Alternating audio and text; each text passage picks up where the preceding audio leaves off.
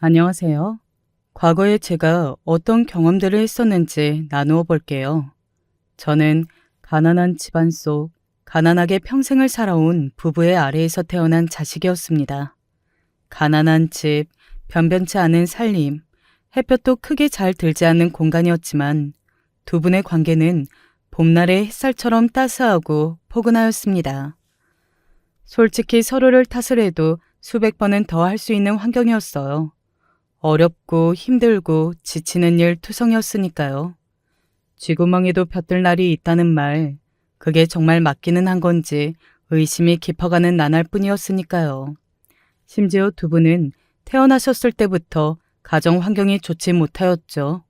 버림받고 가족들이 죽고 빚더미에 오르고 이런 시련들을 지나오셨음에도 서로를 믿고 의지하시는 두 분의 모습이 신기해 보였습니다. 그래서 제가 집 밖에서도 제법 당당한 아이였던 듯 싶네요. 만약에 부모님의 사이가 좋지 못하였다면, 온통 비관적인 게 집안 분위기였다면 저는 밖에서 주눅이 들거나 비관적인 태도를 보이는 아이가 되었을 겁니다. 어린 자식에게는 부모가 세상의 전부라고 할 수 있죠. 그랬기에 사이 좋은 두 분의 모습이 저를 항상 안심시켰고, 또 바로 그랬기 때문에 어머니의 죽음이 너무나도 뼈 아팠습니다. 타고나기를 건강하게 태어나지 못하셨던 어머니는 항상 약을 드셨습니다. 특히 저를 낳고 나서 더 그렇게 되신 듯 했었고요. 몸이 좋지 못하셨음에도 입에는 괜찮다는 소리를 달고 사셨던 어머니는 사실은 전혀 괜찮지 못하셨습니다. 몸이 안 좋은 것도 숨기고 꿋꿋하게 지내시며 원래 드시던 약만 그대로 드시다가 건강이 한순간에 너무나도 크게 악화가 되어버렸어요. 뒤늦게 찾아간 큰 병원에서는 살면서 들은 적 없었던 어려운 의료 용어를 꺼내들며 어머니가 그런 치료를 받으셔야 한다고 했습니다. 그리고 가장 중요한 건 그 치료를 받는다고 해도 어머니가 살 가능성은 현저히 낮다는 것이었어요. 다만 희망을 움켜쥔 채 몇 달이라도 더 사실 수 있도록 하자는 것이었죠. 몇 달이 혹시 기적이라는 변수를 만나서 몇 년이라는 단위로 늘어날지도 모르는 일이었으니까요. 그러나 어머니는 고개를 가로저으셨습니다. 내가 꼭 그렇게까지 오래 살 거라는 보장도 없는데 어떻게 거기에 매달려요. 그럴 수는 없어요. 그렇다고 해서 그러면 이대로 포기해? 그럴 수는 없잖아. 미안해요, 여보. 그냥 나를 포기해줘요. 이쯤에서 포기해도 괜찮잖아요. 괜찮다니. 도대체 뭐가 괜찮다는 거야? 당신이 얼마 못 산다는데 어떻게 괜찮다는 소리가 입에서 나오겠어? 나는 어차피 내가 엄청 오래 살 수 있을 거라고 단 한 번도 생각을 안 해봤던 사람이에요. 말했었죠? 나 우리 부모님, 가족들한테 버림받고서 힘들게 지냈을 때 어땠었는지. 하루하루가 지옥이었고 너무나도 괴롭고 서러웠는데 그렇다고 해서 죽을 용기는 없었어요. 죽는 건 무서우니까. 그렇다면 어디 한번 대신 사는 것에 용기를 내보자고 그렇게 마음을 고쳐먹고서 어떻게든 이를 악물고 살았던 거예요. 그러다 보니까 당신도 만났고 우리 딸도 만날 수 있었죠. 이것으로 만족해요. 여기까지 오는 것도 온통 감사한 일 투성이었어요. 더 욕심을 내면 벌 받을 것 같아요. 사는 만큼만, 사라지는 만큼만 살다가 가는 거 나쁘지 않잖아요. 여보, 나는 우리가 없는 형편에 빚을 힘들게 내가면서 내 아픈 몸을 하루라도 더 살게 하는 걸 원하지 않아요. 그럴 시간에 우리 딸 얼굴이나 한 번 더 보면서 한 번이라도 더 웃다가 편하게 떠나고 싶어요. 치료받는 것도 힘들다면서요. 약의 부작용도 예측하기 어렵다면서요. 그런 것에 기대고 싶지 않은 내 마음 알아줄 거죠? 부탁이니까 내 뜻을 좀 따라줘요. 당신 좋은 사람이잖아. 무르고 착한 남자인 거 내가 잘 아니까 그렇게 해줄 거라고 믿고 싶어. 그렇게 해줘요. 어머니가 울고 웃으며 진심을 털어놓으셨고 그 앞에서 아버지는 차마 그걸 안 들어주겠다고 하실 수가 없었습니다. 그렇게 어머니의 인생을 담은 열차가 종착역으로 향해 달려가는 것이 정해졌습니다. 저는 아직도 어렸죠. 어머니의 다가온 죽음 앞에서 제가 할 수 있는 게 없었습니다. 말 잘 듣고 착하고 대견한 딸이 되면 만사의 형통이라고 생각했었는데 착한 딸이 되어도 만능은 아니더라고요. 어머니의 죽음 그리고 아버지의 슬픔을 저에게는 막을 힘이 없었습니다. 너무 일찍 가서 미안하다, 우리 딸. 내가 저기 멀리 하늘에서 꼭 지켜볼게. 알았지? 우리 딸, 내가 지켜줄 테니까 걱정하지 말고 씩씩하게 살아야 한다. 어머니의 유언 앞에서 저는 고작 고개를 끄덕이는 게 전부였어요. 왜냐하면 입을 잘못 열었다가는 가지 마세요. 저를 떠나지 마세요. 같은 나약하고도 아무 쓸모없는 소리만 튀어나갈 것 같았거든요. 어머니의 가시는 길을 더욱 힘들게 만들 수는 없었습니다. 그래서 저는 하고 싶은 말을 꾹 삼키고 속내를 숨긴 채로 의연한 가면을 쓴 채 어머니를 떠나 보내야만 했습니다. 의료진의 이야기를 아버지와 제가 듣게 된 건 순전히 우연이었어요. 어머니가 좀 더 일찍 이를테면 청소년기에 건강관리를 잘하고 그때부터 병원을 다녔다면 지금 이렇게 돌아가시지는 않을 거라는 이야기였죠. 어머니는 저를 낳으시기에 한참 이전에 몸이 한번 크게 안 좋으셨던 적이 분명히 있을 거라고 했습니다. 그때 병원을 가지 않고 방치를 한 게 커다란 비극으로 이어졌다는 이야기에 아버지와 저는 이루 말할 수 없이 답답한 속을 안고 지내야만 했습니다. 그 시절에 어머니가 병원을 제대로 다니실 수 있었을 리가 없었죠. 조롱과 멸시를 당하시고 쩔뚝거리는 다리 말고도 다른 다리까지 쩔뚝거리게 만들어주겠다는 악랄한 사람들 틈에서 버티시는 것만 해도 한계였던 시절입니다. 어머니는 그 당시에 당신을 짐승 취급받았다고 하셨고 안 죽고 살아남은 게 신기했다고 묘사하셨었죠. 그랬었는데 병원 같은 사치가 어머니에게 허락될 리 없었어요. 저는 그 점이 미치게 슬펐습니다. 당신의 부모 형제 기일이 아니라면 술을 안 드시는 게 원래의 아버지였어요. 하지만 어머니의 죽음 이후 공허한 마음을 견디지 못하신 아버지는 어느 때고 술을 찾으셨습니다. 아버지는 원래 결혼 생각이 없던 분이시라고 했습니다. 집안에 너무 슬픈 일들이 많았던 탓에 그저 당신의 모친만 모시고 인생을 살면 그만이라고 그렇게 여기셨던 분입니다. 하지만 한쪽 다리를 절면서도 씩씩하게 자기 갈 길을 가고 한쪽 얼굴의 모양이 비틀어져 있으면서도 밝게 웃으며 자기 할 말을 하는 어머니를 보며 아버지의 결심은 무너져 내렸죠. 그 무너져 내린 공간으로 어머니가 들어갔습니다. 아버지는 어머니의 인생을 동정하셨어요. 안타깝게 여기셨죠. 동정 또한 사랑의 여러 가지 형태 중에 하나였던 거예요. 어머니가 그렇게 떠나신 것을 아버지는 미치도록 슬퍼하셨습니다. 내가 그렇게 두면 안 됐는데 내 장기라도 떼어 팔아서 그 사람을 치료했어야 했는데 아무것도 못 해주고 그냥 떠나가게 한 것이 너무 미안하다. 그 서글픈 인생의 끝이 고작 그런 모양새였다는 게 너무나도 미안하고 죄책감이 들어. 아버지가 눈물을 흘리시며 술잔을 기울이시는 걸 저는 막을 수가 없었습니다. 당연히 저도 힘들었어요. 인생의 기회라는 건 다 때가 있는 법이죠. 모든 일에는 때가 있고 그 때가 지나면 하지 못할 일들이 있기 마련이죠. 저에게는 학창시절이 그랬을 거예요. 소위 흙수저라는 것을 물고 태어난 제가 반등을 가장 쉽게 노릴 수 있었던 기회가 바로 공부였을 겁니다.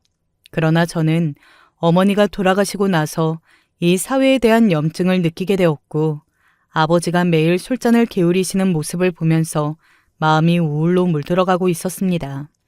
그걸 핑계 삼아 공부를 열심히 하지 않았어요. 어리석고 비겁했다는 표현이 참 정확하네요. 저는 대학을 가지 않았습니다. 가려면 전문대 정도야 그냥 들어갈 수 있었으나 돈 낭비에 시간 낭비일 것 같았거든요. 사실 고등학교도 간신히 나왔어요.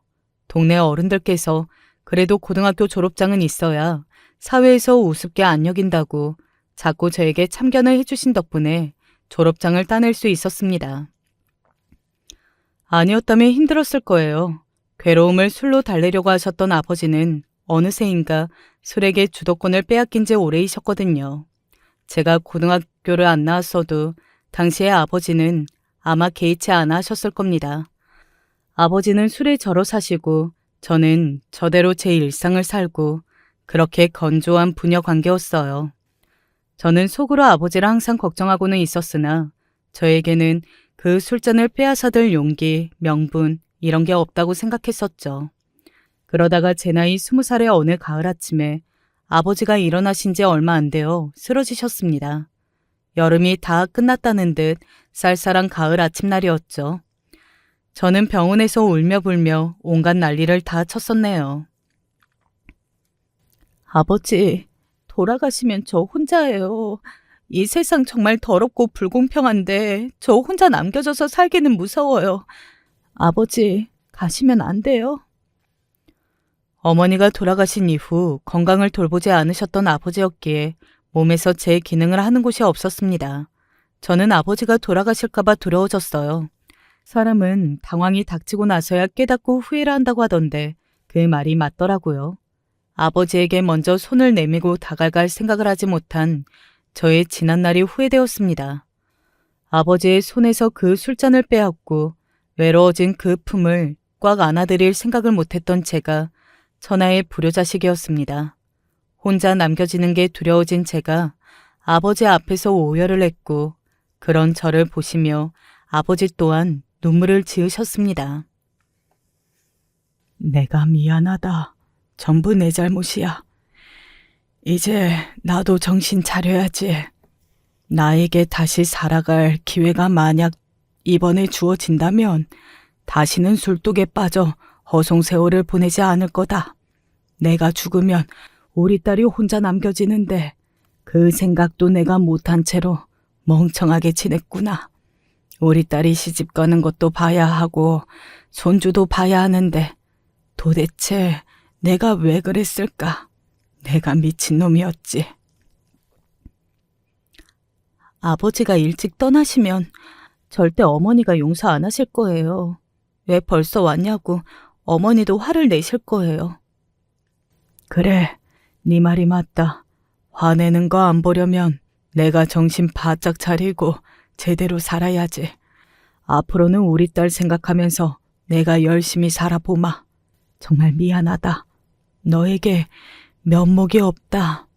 아비가 되어서 너를 뒷받침해주기는커녕 온통 배만 끼치고 있었구나. 그런 말씀하지 마세요.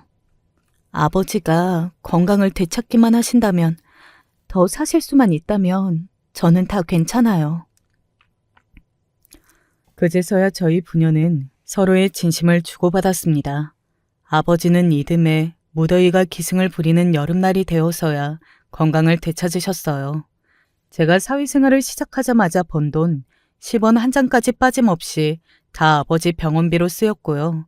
하지만 아깝지 않았습니다. 아버지가 늦게 결혼하셔서 저를 보셨기 때문에 이미 50대 후반 연세이셨어요.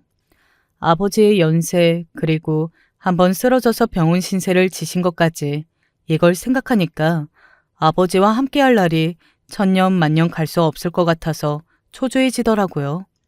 계실 때 잘해드리고 행복하게 지내는 것만이 능사 같았습니다. 사회생활을 이어가다 보니까 제가 만약에 공부를 열심히 해서 좋은 대학을 나왔다면 일하는 모습이 달라져 있을 것 같아서 그 생각에 속이 좀 쓰리더군요. 돌이키기에는 많이 늦어 있었죠. 22살 나이에 대학 입학을 목표로 처음부터 다시 공부를 시작한 건 그럴 만한 환경이 받쳐주는 사람이나 가능한 것이더라고요. 저는 작은 회사의 계약직으로 일을 하고 있었고 그러다가 우연히 인연이 닿은 사람과 진지하게 교제를 하기 시작했습니다. 1년을 좀 넘게 만나다가 금세 결혼 이야기가 나오게 되었죠. 저보다 나이가 한참 많았던 여자 상사분께서 저에게 조금 부정적인 반응을 보여주셨습니다. 어머, 지금의 그 남자친구하고 결혼하려고? 아니 왜? 성현 씨 아직 어리잖아. 한창 때인데 뭔 결혼이야? 좀 더 사회 경험도 쌓고 즐기다가 결혼을 해도 늦지 않을 텐데. 남자친구가 워낙 결혼을 일찍 하고 싶어 해서요. 안정적이고 단란한 가정을 꾸리는 게 남자친구의 꿈이래요. 근데 저도 비슷하거든요. 그리고 솔직히 제가 뭐 하나 잘난 것도 없고 잘하는 게 없으니까 그냥 결혼이나 일찍 하는 것도 나쁘지 않을 것 같아서요. 어린 것만으로도 그게 하나의 장점이고 능력인데 성현 씨는 스스로를 낮잡아 보는 경향이 있네. 이런 이야기하는 거 좀 그렇지만 성현 씨, 그 남자친구가 연봉이 별로라고 하지 않았어? 그 집안도 가난한 것 같던데, 맞지? 꼭 그런 상대하고 일찍 결혼을 하려는 이유를 모르겠네. 저도 가난한데요. 제가 누구의 조건을 따지고 그럴 주제는 못 되는 것 같아요. 머쓱하게 웃던 저를 상사분께서는 도무지 이해가 안 간다는 눈빛으로 쳐다보셨습니다. 아버지는 제가 시집갈 때를 대비하시겠다면서 돈을 벌고 계셨어요. 일용직을 전전하고 계셨죠. 제가 말려봤으나 별로 먹히지 않았습니다. 10번 일을 나가실 걸 7번 정도로 줄이는 게 제가 낼 수 있는 유일한 효과였네요. 그래서 저는 남편과의 결혼이 되게 자연스레 느껴졌던 것 같아요. 시댁이 가난했거든요. 제 친정하고는 양상이 좀 다르기는 했죠. 남편이 중학생 때 시댁이 사기를 당했습니다. 억울하게 사기를 잘못 당해서 돈을 잃고 빚더미에 올랐죠. 남편에게 누나가 한 명 있는데 당시에 고등학생이었대요. 집안의 사정이 너무 안 좋게 심각해지자 자퇴의 길을 걸었습니다. 그러고 나서 각종 아르바이트를 시작했고요. 사기를 당한 충격으로 시아버지께서는 칩거 생활하시며 아무도 안 만나고 술만 드셨습니다. 시어머니께서는 답답한 속을 달래서 바깥을 도시다가 웬 남자하고 눈이 맞으셨고 몇 달 뒤에 짐을 싸서 나가셨어요. 당신의 남편과 자식들을 버리고 가신 것이었죠. 남편은 그래서 도저히 학업에 집중할 수 없었다고 하였습니다. 엇나가서 불량한 친구들 무리에 섞여 다니고는 했다네요. 그런데 시어머니께서 바람이 났던 남자가 천하의 인간 말종이었던 것입니다. 그 실체를 알게 되신 시어머니께서는 가출하신 지 1년여 만에 돌아오셨죠. 시아버지께서는 절대 용서를 안 해주려고 하셨는데 상황이 좀 묘하게 돌아갔습니다. 뇌출혈로 시아버지께서 쓰러지셨고 그걸 시어머니께서 열과 성을 다해 간병해 주신 거예요. 물론 돈은 시누이가 안 입고 안 써서 번 돈으로 해결을 했고요. 다 내지 못했던 병원비는 갚아야 할 돈으로 남았습니다. 시어머니께서는 간병으로 용서를 받으셨고 지칠 대로 지친 시누이는 힘든 순간에 자신을 어루만져준 남자를 만나 일찍 결혼을 했습니다. 그런데 심해부라는 인간이 입만 살아서는 능력 하나가 없었던 거예요. 결혼을 해서도 시누이는 온갖 고생이었죠. 애만 줄줄이 셋을 낳아버리는 바람에 결혼 생활을 빼도 박도 못하게 이어갔고요. 시누이에게 미안한 감정이 있었던 시부모님께서는 돈이 생기면 그곳에 종종 보내주며 사셨습니다. 돈이라 함은 성인이 된 남편이 번 돈이었죠. 남편도 저처럼 대학을 안 갔던 터라 일찍 돈을 벌기 시작했거든요. 돈이 벌리기는 해도 모이지는 않았다네요. 시누이네가 밑빠진 독이었기 때문에 여기에 물을 부으면 그냥 끝이었고요. 그렇다고 해서 예전에 희생하고 지냈던 장녀를 모른 척할 수는 없었기에 돈을 안 보낼 수는 없었죠. 시부모님의 건강관리 명목으로 돈이 주기적으로 들어갔고 남편이 다른 건 몰라도 옷하고 신발 사는 걸 무척 좋아했기 때문에 그것에 다달이 또 돈이 들어갔습니다. 저는 신발이란 밑창이 뜯어지면 그때 새로 사는 것이라고 생각했거든요. 하지만 남편은 다른 생각으로 신발을 사더군요. 이런 거라도 안 하고 살면 숨이 막혀서 어떻게 사냐? 못 살지. 남편의 그런 면모가 마음에 들지는 않았으나 가진 것도 없고 잘난 것 없는 제가 아버님께 부담을 안 드리면서도 결혼할 수 있는 아주 좋은 상대라는 것을 부정할 수는 없었습니다. 제가 많이 어려운 형편 속에서 살았는데 그걸 남편처럼 어려움을 겪어본 남자가 아니라면 대체 어떤 남자가 다 이해해주고 감싸줄까 싶기도 했었어요. 남편처럼 가정 안에서 힘든 일을 겪어본 사람이어야 편할 거라고 여겼던 것이죠. 일찍 결혼을 해서 안정된 소속감을 새로 가지고 싶기도 했습니다. 하지만 제 결혼 결심을 주변에서는 별로 환영하지 않았었죠. 굳이 제가 지금 6살 많은 미천없는 남자에게 시집을 가야 하는 이유를 모르겠다면서 말입니다. 하지만 당시에는 그 반대소리가 귀에 와닿지 않았어요.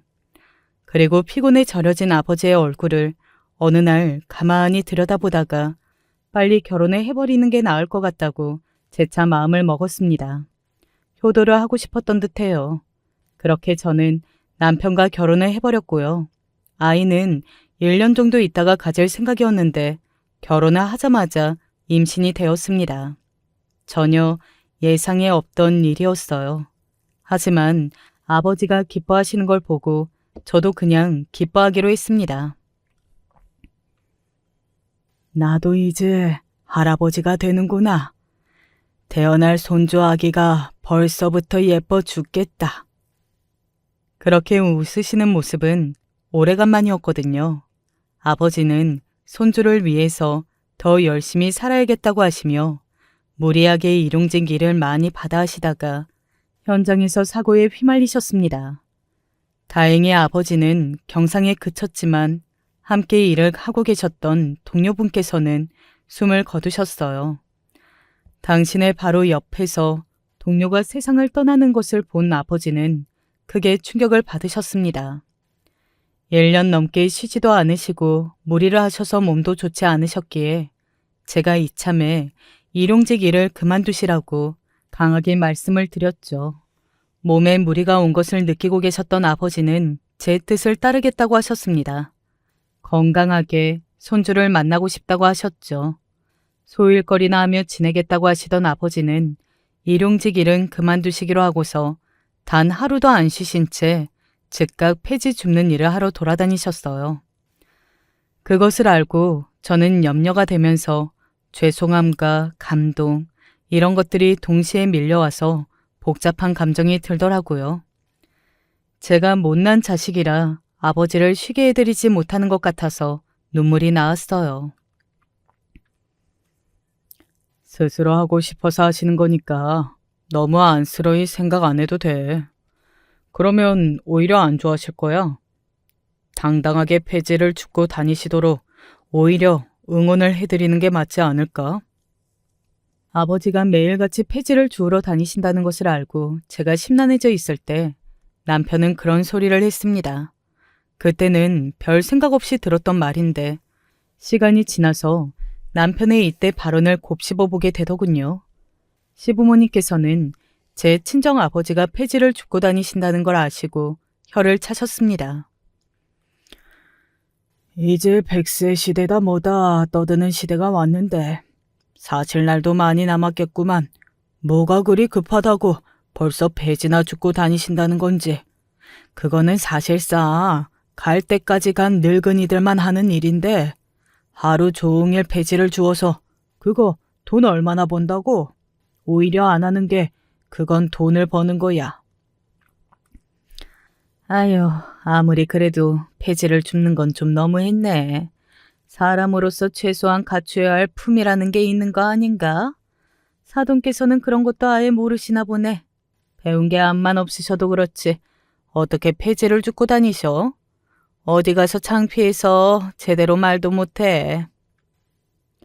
저는 그때 임신 막달에 가까운 상태였고 그럼에도 무거운 몸을 이끌고 시댁에 간 참이었습니다.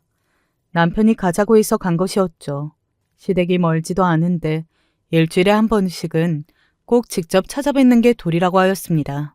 저는 종종 그럴 거면 친정 아버지도 번갈아 가면서 뵙고 싶다고 했으나 남편은 그때마다 무슨 소리를 하는 거냐는 표정으로 저를 봤었죠. 제 아버지는 혼자 계시고 그 집이 좁아도 너무 좁고 게다가 폐지를 주우러 다니시니 어느 때고 외출을 하실 수 있는 분이라 찾아뵙기 어렵다는 게 남편의 뜻이었습니다. 두 분 다 어느 때고 댁에 계시는 시댁에 가는 것이 맞는 선택이라는 남편의 말 앞에서 머뭇거리기만 했던 제가 바보였죠. 그런데 무거운 배를 견디며 시댁에 갔건만 제가 설거지를 하는 사이 시부모님이 남편에게 제 아버지 흉을 보실 줄은 몰랐습니다. 설거지도 며느리가 하는 게 당연한 도리라고 남편이 그래서 제가 좋은 마음으로 매번 그렇게 했던 것인데요. 제 아버지의 흉을 시부모님께서 보셨다는 걸 알게 되자 만삭의 몸으로 설거지를 한 저의 처지까지 서글프게 느껴졌습니다. 저는 태어날 때부터 가난과 함께였기에 그것이 익숙했고 특별히 부끄러워한 적이 없었고 그것은 아버지도 마찬가지셨죠. 하지만 시부모님께서는 가난을 부끄러워하셨습니다. 당신들께서 마음만 먹으면 언제든지 이 가난을 벗어날 수 있는 존재들이라고 그렇게 여기며 태도를 보이시는 분들이었습니다. 당신들보다 더 못한 상황에 처한 사람을 보면 결코 지나치지 못하시고 욕을 한마디라도 얹어야 개운해하시는 분들이었죠. 아까 내가 잘못 들었나 했는데 그게 아니었나 보네. 두 분이 우리 아버지 흉을 보신 게 맞잖아. 그리고 이번 한 번이 아니라 계속 그러셨을 테지. 나 진짜 너무 속상해. 곧 우리 아기를 만날 거잖아. 출산이 얼마 안 남아서 당신이 너무 예민해진 거야, 그거. 별거 아닌 일인데 당신이 너무 민감하게 받아들이는 거라고. 일단 우리 아기부터 건강하게 만나고 나서 그때 다시 이 얘기 나누자. 알았지? 제가 울면서 말을 했을 때 남편은 제가 과민 반응을 하는 것이라고 했고 억지로 저를 달랬습니다. 출산을 하고 나면 다시 이 부분에 대해서 대화를 나누자고 했고요. 그럴 생각으로 저는 무사히 아기를 낳는 것에 집중했던 것 같아요. 긴 진통 끝에 건강한 아들을 품에 안았습니다. 아기를 낳고 나니까 왜 그렇게 돌아가신 어머니 생각이 나던지요. 아버지도 그러셨다고 하더라고요. 이렇게 귀여운 손주를 보고 떠났어야 했는데 암만 생각해도 너무 일찍 떠났어.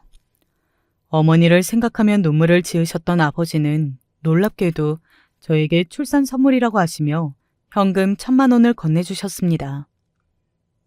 이게 웬 돈이에요? 제가 못해드린 게 너무 죄송한데 이걸 받을 수는 없어요. 너 주려고 내가 지금까지 모은 거다. 사실은 이렇게 모은 지 한참 됐다. 우리 딸 주려고 언젠가 유용하게 쓰일 때가 올 듯 싶어서 내가 따로 모은 거야. 남들은 자식 결혼시킬 때 집도 해주고 차도 해주고 자식이 애를 낳으면 또 온갖 아기 용품을 선물해주고 그런다더라. 나는 그렇게 사는 걸 몰랐는데 다른 사람들이 이야기하는 것을 듣고 뒤늦게 그런 걸 알게 되었지. 부끄럽더구나.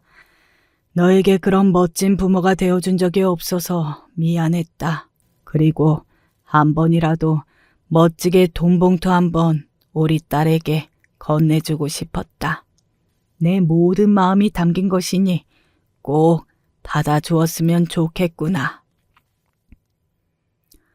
눈물이 촉촉하게 담긴 눈으로 저를 바라보시는 아버지 앞에서 저는 차마 더 거절의 말이 나오지 않았습니다. 가슴이 너무 뜨거워졌어요. 저는 최고로 훌륭하신 부모님 아래에서 난 행복한 자식이라는 생각이 들었습니다. 제 자식에게도 이런 순간을 언젠가 안겨주는 부모가 되고 싶었죠.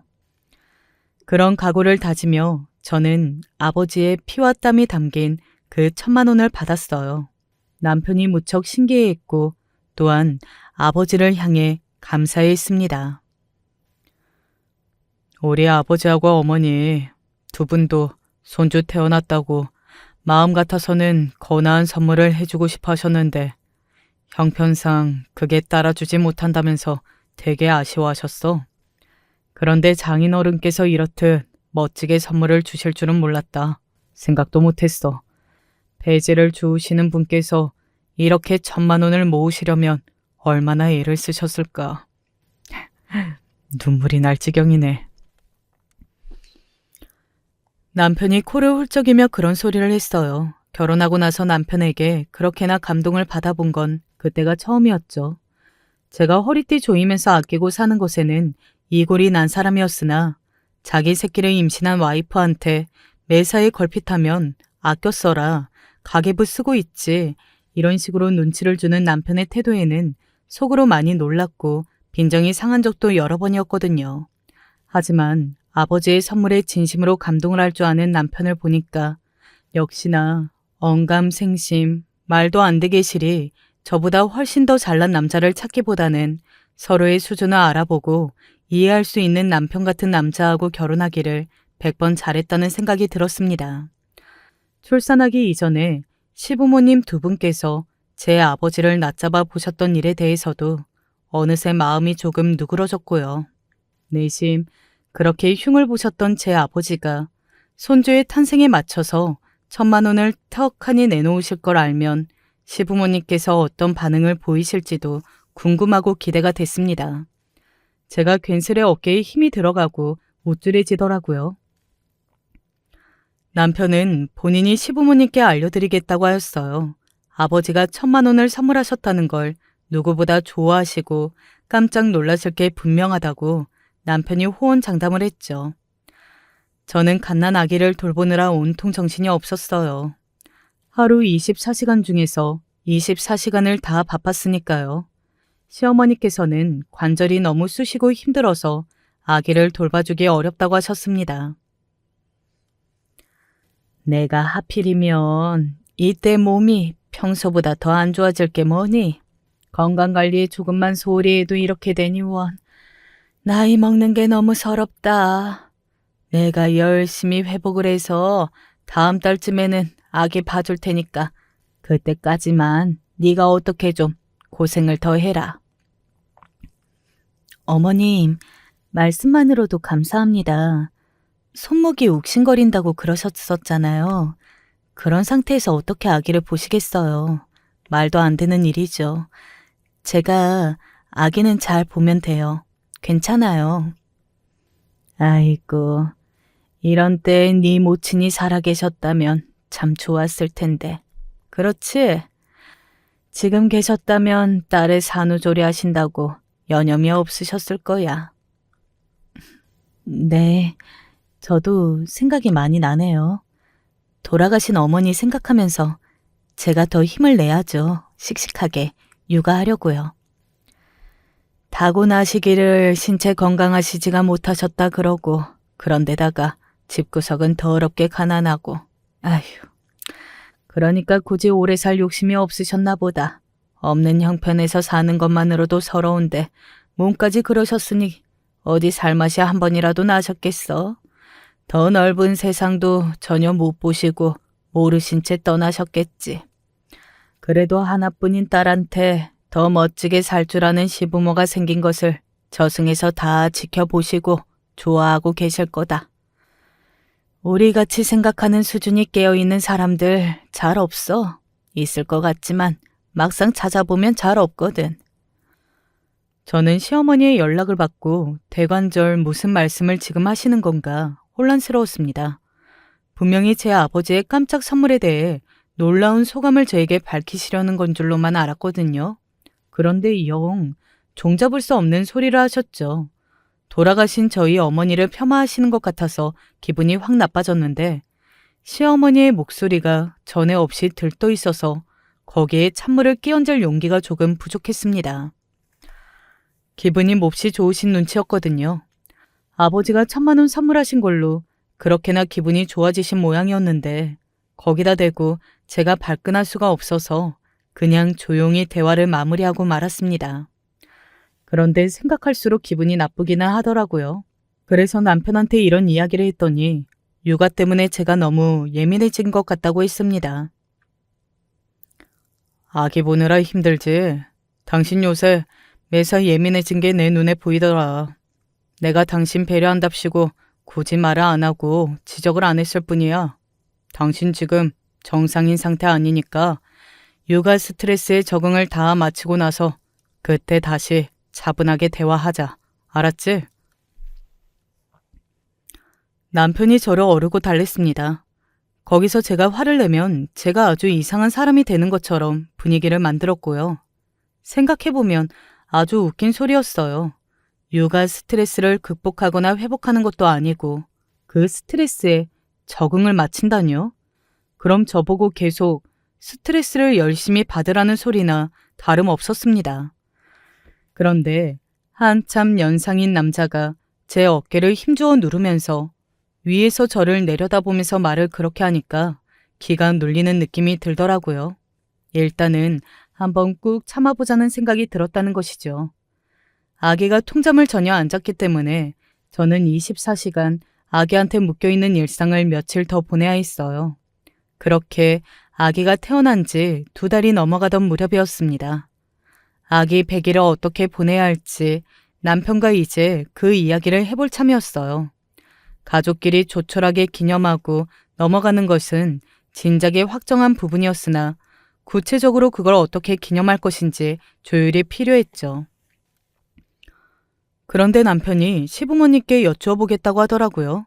제 남편은 그런 걸 부모와 상의하는 자식은 아니었거든요. 그래서 뭔가 희한하다고 그때도 생각을 했었습니다. 그리고 며칠 뒤 저는 아주 황당한 사실을 받아들게 되었어요. 100일을 기념하여 아기한테도 근사한 선물을 해주고 싶었던 제가 1,000만 원을 찾고 있었죠. 아버지가 주신 1,000만 원이요. 그 귀한 돈 말입니다. 남편한테 그거 어디 갔냐고 그랬더니 갑자기 제 손을 꼭 잡는 거예요. 우리 집이 예전에 진짜 억울한 사기 사건에 휘말렸던 거 들어서 잘 알지? 그 이후로 우리 아버지하고 어머니 마음고생 몸고생 정말 별별 고생 다 하고 사셨다. 잠깐 가족을 위해 희생하셨던 거 가지고 값을 몇 배로 받아내려고 혈안이 된 누나까지 합쳐져서 우리 부모님은 정말 골치 아프게 사셨어. 그런 두 분을 위해서 제대로 효도 한번 못 해드린 게 나는 늘 죄스러웠지. 아니, 당신 정도면 부모한테 자기 나름의 효도는 다 하고 사는 자식이지. 아니야? 나는 그렇게 생각했는데. 에이, 진짜 효도하는 자식이었으면 내가 옷이랑 신발을 덜 샀어야 했는데 온전히 부모님한테 효도를 다하지는 못했어. 나를 위한 어느 정도의 이기심을 항상 남겨뒀었지. 그런 내 자신을 나는 항상 알고 있었기 때문에 죄스러웠던 것 같아. 나쁜 사기만 안 당했어도 누구보다 멋있게 세상을 보면서 사셨을 분들인데 그래서 효도 여행을 보내드리고 싶다는 생각이 항상 있었어. 효도 여행? 아, 그거 참 좋게 들리네. 그래, 그러도록 해. 두 분 효도 여행 보내드리면 좋은 일이지. 근데 그 이야기를 왜 지금 하는 거야? 우리 아버지가 주신 그 돈이 어디 갔는지 나는 그걸 묻고 있는 건데? 그 이야기가 바로 이 이야기야. 장인 어른께서 귀하디 귀한 선물을 주셨으니 그걸로 우리 부모님 효도 여행을 보내드리고 싶어. 뭐, 설마 나하고 한마디 상의도 없이 미리 다 정했다는 뜻이야? 어디로? 부산? 아니면 강원도? 아, 그게 말이야. 부모님이 비행기를 타고 싶어 하셔서. 뭐라고? 그러면 제주도 여행을 보내드리겠다는 뜻이야? 아니, 이왕 비행기 타는데 제주도는 너무 좀 그렇지. 중국, 아버지가 한때는 각종 역사책 이런 거 잘 보시던 분이었거든. 문학적이셔. 그래서 항상 광활한 중국 땅에 대한 호기심이 있으셨지. 어머니도 마찬가지야. 중국의 대도시들을 탐방하고 싶으시대. 유럽 같은 곳은 너무 멀고 인종차별이라도 당할까봐 걱정이 좀 있으니까 중국이 낫겠다고 하시더라. 사람이 너무 기가 차면 말문이 막히더라고요. 상상해 본 적도 없는 소리를 들으니까 넋이 빠졌습니다.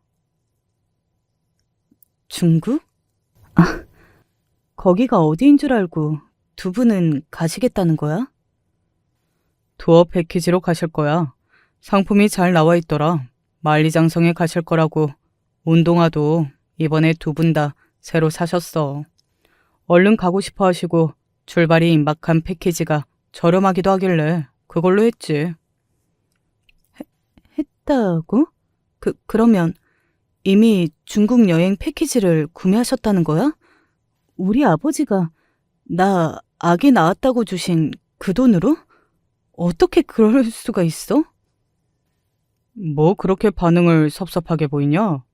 그럼 1,000만 원을 당신 혼자 쓰려고 했어? 아기는 당신 혼자 만들었어? 나랑 같이 만들었잖아. 그러니까 1,000만 원 중에서 반은 딱 봐도 내 못 아니야?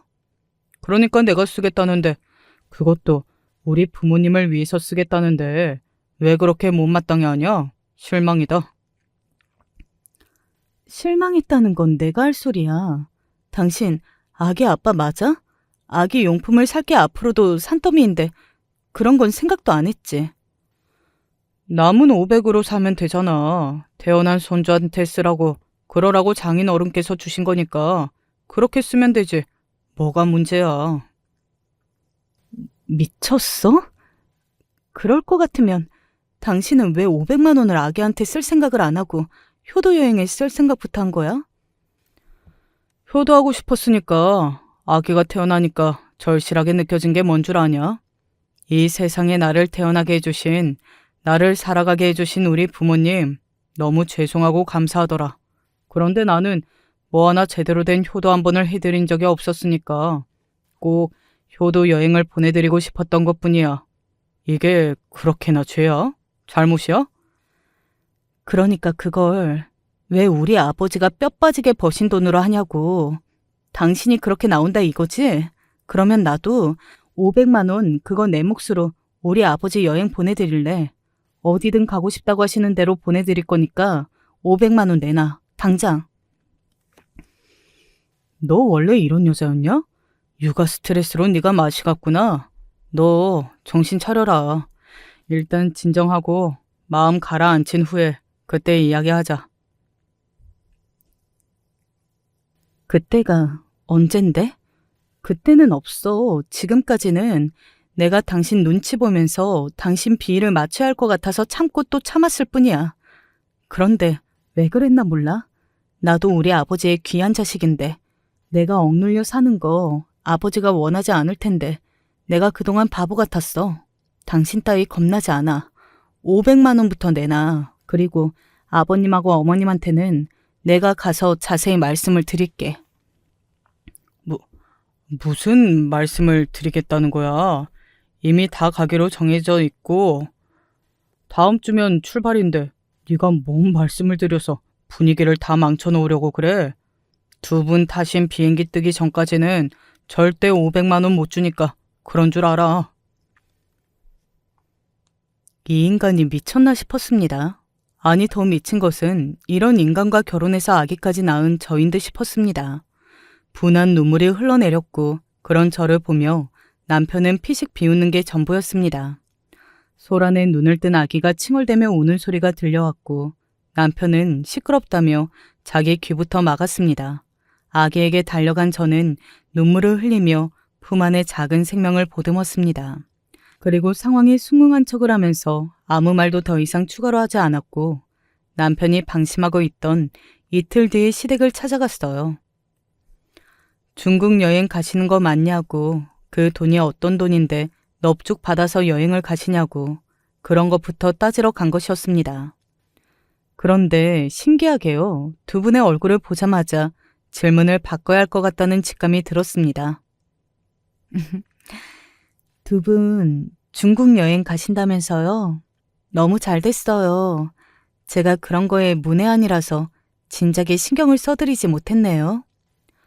저기 그런데 그거 다 해서 돈이 얼마나 드는 건가요? 800만 원이라고 들었는데 그게 맞나 싶어서 정확하게 궁금해지더라고요. 저도 모르게 순한 웃음을 지으며 그렇게 말씀을 드렸습니다. 그러자 시부모님께서 의심의 눈초리를 거두셨죠. 중국만 가면 그 돈이 안 들지만 다른 곳도 가다 보니까 어쩔 수 없이 금액이 그 정도로 나오더만. 넉넉 잡아서 그 정도니까 너무 큰 돈이라고 생각은 안 했으면 좋겠구나. 막말로 우리가 미국을 가기를 하니 뭐를 하니? 싼 나라들을 가니까 돈이 그 정도 나오는 거지. 중국만 가시는 게 아니었더라고요. 남편이 500만 원 이상의 금액을 시부모님의 효도 여행에 썼을 것이라는 직감이 갑자기 확 들었던 것인데 그게 맞았어요. 몸이 막 떨리고 머리 끝까지 화가 차올랐습니다. 두 분이 해외여행을 가시게 된 건 정말 잘 됐지만요. 두 분 위해서 저희 아버지가 피 같은 돈을 내놓으신 건 아니에요. 그거 저한테 주신 거라고요. 그 돈이 어떤 돈인지 뻔히 아시면서도 어떻게 아무렇지도 않게 해외여행을 가실 생각을 하셨어요? 여행 한번 가는 게 정말 더럽게 힘드네.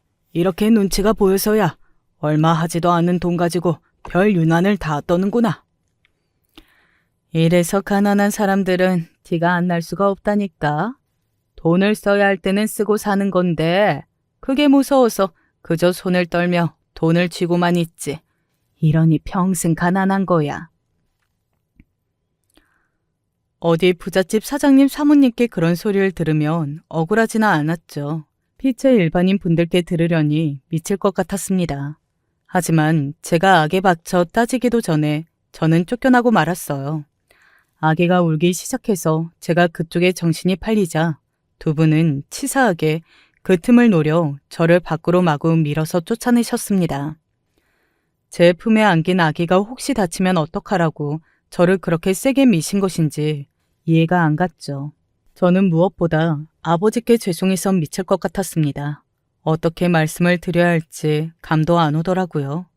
남편은 뻔뻔스레 시부모님이 여행을 가시면 저에게 500만 원을 주겠다는 입장만 고수하고 있었고요. 애초에 반이 본인의 몫이라고 단정을 지었던 것부터 사실은 어이가 없는 일이었죠. 그리고 어느새 시부모님의 출국일이 다가왔습니다. 평일이었기 때문에 시부모님은 택시를 타고 먼저 공항에 가서 구경을 하고 계시면 남편이 일을 일찍 마치고 공항으로 가서 만나는 순서였던 것 같아요. 저는 화가 날 대로 나서 그쪽에 일부러 신경도 안 쓰고 있었고요.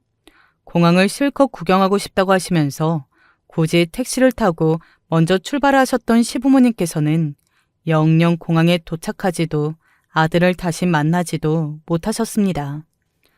교통사고가 났기 때문입니다. 오중 추돌 사고가 났고 시부모님 두 분 다 현장에서 바로 숨을 거두셨습니다. 찌그러진 택시의 트렁크에는 시부모님의 여행짐이 가득이었습니다. 일찍 퇴근을 준비하다가 남편은 그 비보를 접하였습니다. 남편은 큰 충격으로 울부짖으며 정신을 놓아버렸고 저 또한 너무 놀라서 온몸이 다 떨려올 지경이었어요.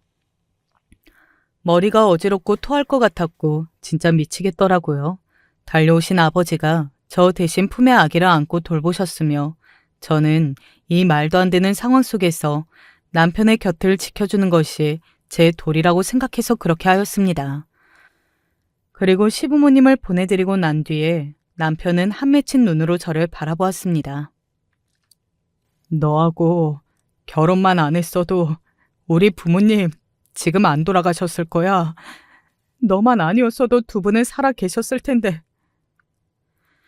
힘든 거 알겠는데 아무리 그래도 내 탓을 하는 건 아니지. 그렇게 따지면 나하고 결혼하자고 졸라댔던 당신이 가장 잘못 아니야? 그리고 두 분께 해외여행을 보내드리자고 한 건 역시 당신이었잖아. 장인어른이 1,000만 원만 안 주셨어도 해외여행 따위 생각하지 않았을 거야. 장인어른이 애초에 그 돈만 안 주셨어도 아무 일도 없었을 거라고. 이게 다 장인어른 때문이야. 말이 안 통했습니다. 남편은 이제 아예 제 아버지를 원흉으로 지목한 뒤였습니다. 시누이조차 저나 아버지를 전혀 원망하지 않고 그저 양친을 애도할 뿐이었건만 남편은 대체 왜 이러는지 알 길이 없었죠. 이상한 놈인 것은 제 아버지가 주신 1,000만 원을 자기 멋대로 썼을 때부터 알아본 바였으나 이렇게까지 뒤틀려 있는 놈일 줄은 몰랐습니다. 이런 남자를 보며 아기가 자라게 할 수는 없었네요. 저는 결국 아버지께 모든 사실을 털어놓을 수밖에 없었어요. 시부모님께서 당신들의 돈으로 해외여행을 가시려다가 변을 당하신 게 아니라는 걸 알게 되신 아버지께서는 착잡한 한숨을 아주 오래도록 내쉬셨습니다. 그리고 제 마음을 꿰뚫어 보셨어요. 이혼을 하라고 말씀을 해주신 겁니다. 저는 남편에게 이혼을 선언했습니다. 그러자 남편은 지금 자기를 무시하고 우습게 보는 거냐면서 저에게 윽박을 질렀어요. 저의 뜻대로 맞춰주는 것이 싫은 모양이었죠. 내가 마음 바뀌기 전에 이혼하는 게 좋을 거야. 나 솔직히 어제도 이런 생각했었어. 키우기에 너무 번거로운 자주 우는 아기 따위 당신 곁에 남겨두고 나 혼자 어디든 멀리 가버릴까 하는 생각 말이야. 그런데 죄책감이 들어서 그 생각을 잠시 그만두었지. 하지만 당신도 알지? 한번 생각이 들면 완전히 멈추는 건 불가능하거든. 그러니까 나하고 지금 이혼을 하든지 아니면 혼자 아기를 키우면서 살든가 하나를 선택해. 내가 혼자 아기를 어떻게 키워? 제정신이야?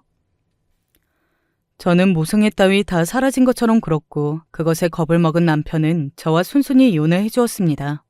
이 남자에게 부성애 따위는 없었다는 게 그때 실감이 나서 속으로 많이 씁쓸했네요. 이혼하고 나서 마지막까지 저희 부녀를 향해서 원망을 퍼붓기까지 했었죠. 본인의 양친이 돌아가신 게 제 아버지 때문이라고 박박 우겨댔습니다. 저와 결혼을 한 게 잘못이었다며 이를 갈았고요. 저는 일부러 아무 비난도 하지 않고 조용히 돌아섰었죠. 이혼을 하고 난 뒤 아버지를 설득해서 다른 지역으로 이사를 갔습니다. 지난 아픔을 잊기 위해 더 열심히 살기 시작했죠. 아버지는 하루 종일 손주를 보시느라 애를 쓰셨고요. 저는 일자리를 구해서 돈을 벌었습니다. 그러다가 마음씨 좋은 사람들을 많이 만나서요. 저희 가족이 받을 수 있는 복지 혜택이라든지 이런 것에 대해서 많은 정보를 얻게 되었어요. 몰라서 받지 못하는 혜택들이 참 많았더라고요.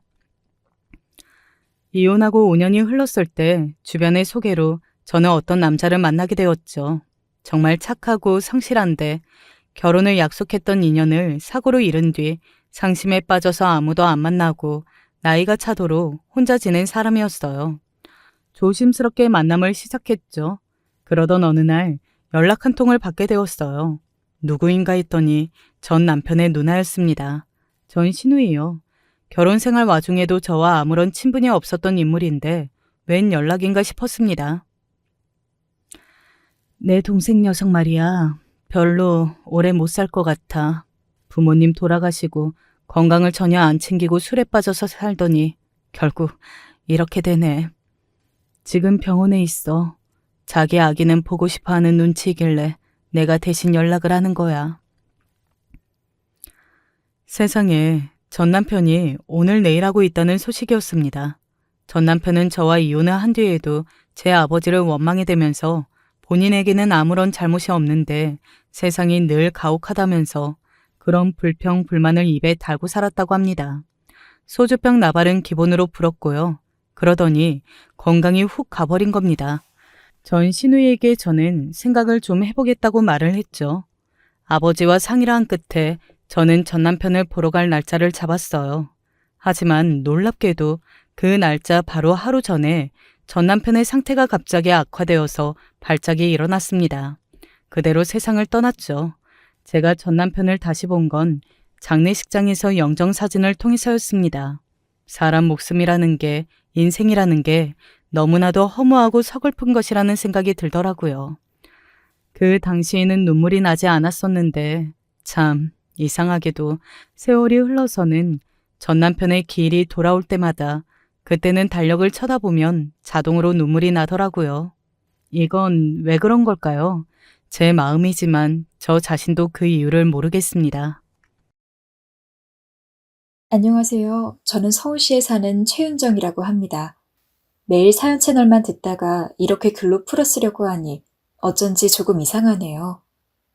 하지만 이번 기회에 많은 분들이 제가 겪은 이야기를 들으시고 와, 세상에 이런 일도 있구나를 아시면 좋을 것 같아서 부족한 솜씨지만 한자 한자 옮겨 적어봅니다.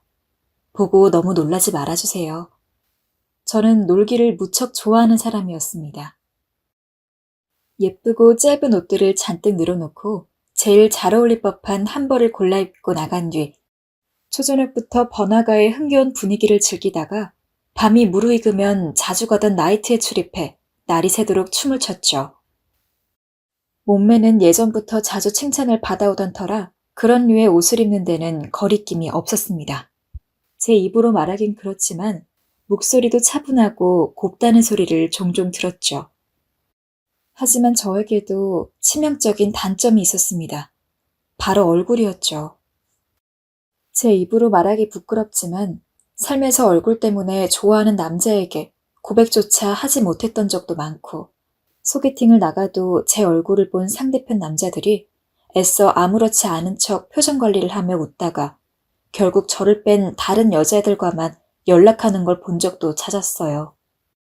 어릴 때는 그게 너무 불공평하다고 생각하며 울곤 했는데 크고 나서는 많이 무뎌져 어지간해서는 그런 반응을 보아도 아무 느낌이 안 들더라고요. 그리고 다른 방법을 생각해보자고 여기게 되었습니다. 나이트를 즐기기 시작한 것도 그런 생각을 처음 했던 무렵이었습니다. 나이트클럽은 안이 어둡기 때문에 얼굴이 정확히 보이지도 않고 술이 들어간 상황이니까 제 얼굴을 제대로 보는 남자가 없더라고요. 절 안타깝게 보시겠지만 그 당시엔 제겐 평범한 여자애들이랑 똑같이 대해지는 게 무척 낯설면서도 귀한 경험이라 나이트를 끊기가 무척 힘들었습니다. 그렇게 그날도 저는 나이트에 갔고 그곳에서 남자를 한 명 만났습니다. 저는 그 남자에게 첫눈에 호감을 느껴서 조심스레 근처로 다가가 춤을 췄고 남자도 제가 싫지 않은 듯이 받아주더라고요. 그런데 그때 남자가 제게 같이 나갈래요? 하고 속삭거렸습니다. 저는 나이트에서 다른 여자들처럼 대접을 받는 건 좋았지만 남자와 그 이상 진도를 나가는 건 싫었습니다. 그래서 그냥 돌아서려고 했어요. 그런데 남자가 제 팔뚝을 세게 붙잡으며 네가 먼저 접근해놓고서 왜 그러냐고 놔주지 않더라고요. 그제야 저는 손과 발이 덜덜 떨릴 정도로 무서워졌고 서둘러 같이 온 친구를 눈으로 찾았습니다. 그런데 그때였어요. 놓으세요. 어떤 남자의 목소리가 들렸어요. 조명에 가려 얼굴은 제대로 보이지 않았지만 키가 훤칠했던 그 남자는 제 팔을 붙잡고 있던 남자를 가볍게 밀어 넘어뜨렸고 거기서 절 데리고 나와주었어요. 나이트 밖으로 나오니 그제야 숨이 쉬어지면서 살 것 같았고 전 절 구해준 거나 다름없는 남자에게 고맙다고 말했습니다. 남자분은 해야 할 일을 한 것뿐이라며 끝까지 절 걱정해 주더라고요. 저는 나이트 앞에서 남자분과 이런저런 이야기를 나누게 되었고 그러다 자연스레 자리를 옮겨 근처 어두운 술집에서 술을 한잔 하게 되었습니다. 알고 보니 남자는 경찰 공무원이었고 편안한 느낌을 주는 사람이었어요. 술이 들어가서 그런 건지 전 처음 보는 그 남자에게 깊은 이야기까지 털어놓게 되었는데 그건 바로 제 얼굴 얘기였어요. 얼굴이 콤플렉스라는 거. 하지만 성형을 하기는 두렵다는 거. 만난 지 얼마 안 되었지만 그 남잔 제 얘기를 들으며 많이 힘드셨겠다며 저를 위로해 주었고 짧은 순간이었지만 그 사람의 진지한 눈빛과 위로가 진짜 같아 마음이 울컥했습니다. 그리고 그 뒤는 잘 기억이 나지 않지만 저는 남자와 입을 맞추었던 것 같고 그걸로 남자의 손을 잡고 근처 모텔로 향했습니다. 그렇게 저흰 하룻밤을 보냈습니다. 눈을 떴을 땐 해가 밝아오고 있는 아침이었고 그제야 제가 어젯밤 무슨 일을 벌였는지 깨달았지요. 전 황급히 옷을 갈아입었고 카운터에 시간을 연장해달라고 말한 뒤 먼저 씻고 모텔을 빠져나왔습니다. 제가 섣불리 저지른 짓이 후회되기도 했고 한편으론 오랜만에 마음에 들었던 남자가 화장이 지워진 제 얼굴을 보고 실망하면 어쩌나 걱정도 되었으니까요. 그렇게 남자와 헤어지고 며칠이 지났습니다. 저는 그 무서운 일을 경험한 뒤론 나이트를 끊었지만 이상하게 저와 사랑을 나누었던 그 남자의 얼굴이 자꾸 떠올렸습니다. 제 마음에 맞는 이상형이라서 그랬던 건지 일부러 다른 생각을 하며 주위를 들리려고 해도 불쑥불쑥 머리를 스치더라고요. 결국 저는 그때 술자리에서 주고받았던 번호로 먼저 메시지를 보냈습니다. 안녕하세요. 며칠 전에 나이트에서 만났었는데 경황이 없어서 연락도 못하고 있었네요. 시간 괜찮으시면 카페에서 커피 한잔 하실래요? 아, 안녕하세요. 네, 어느 쪽에서 볼까요? 다행스럽게도 남자는 저의 만나자는 말에 답장을 해줬고 저는 설레는 마음으로 평소보다도 더 열심히 꾸민 뒤 약속 장소인 카페로 향했습니다.